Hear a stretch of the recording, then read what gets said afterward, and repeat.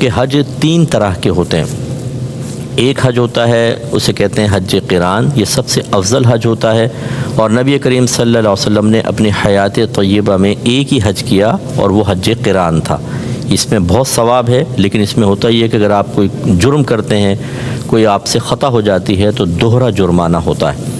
اس میں ہوتا یہ ہے کہ آپ حج اور عمرے کی ایک ساتھ نیت کرتے ہیں، لہذا جو حج قران کرنے والے ہیں جب وہ مکے پہنچتے ہیں، عمرہ کرتے ہیں، تو پابندیوں سے باہر نہیں نکل سکتے، کیونکہ آپ نے حج کے احرام کے ساتھ ہی نیت کر لی ہے۔ اب مثال کے طور پہ اگر 2 ذوالحجہ کو آپ پہنچ گئے مکۃ المکرمہ میں، تو 8 کو مینا جانا ہے، 8 ذوالحجہ کو، تو پھر وہ اس کا مطلب ہے آپ نے عمرہ کرنے کے بعد 4-5 دن احرام کی سخت پابندیوں میں آپ رہیں گے، اور اگر جرم ہو گیا تو ڈبل کفارہ ہے۔ تو یہ ذرا سخت ہوتا ہے، ہارڈ ہوتا ہے، لیکن سرکار نے اس کو چونکہ زندگی میں ایک حج کیا اور یہی حج کیا تو یہ افضل ہے، اگر آپ افورڈ کر سکتے ہیں تو یہی کریں۔ دوسرا حج تمتع ہوتا ہے، ہندوستان پاکستان کے اکثر لوگ یہی کرتے ہیں۔ اس میں ہوتا یہ ہے کہ پہلے آپ عمرے کا احرام پہنتے ہیں،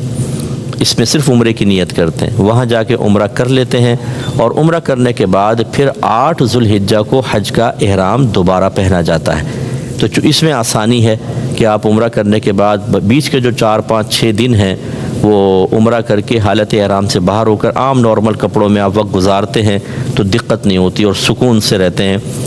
اس اعتبار سے کہ بہت سے لوگوں کو عادت نہیں ہوتی، ایک تو ان پابندیوں کی، دوسرا خاص طور پہ مرد حضرات کہ ان کو تہبند پہننے کی ہر ایک کو عادت نہیں ہوتی، وہ چادر گرتی رہتی ہے، تہبند کھلتا رہتا ہے، اس کی بڑی احتیاط کرنی ہوتی ہے۔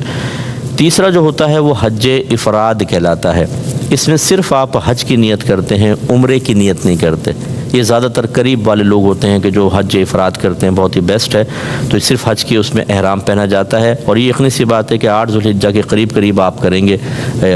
حج افراد۔ سبحان اللہ و بحمدہ، سبحان اللہ العظیم۔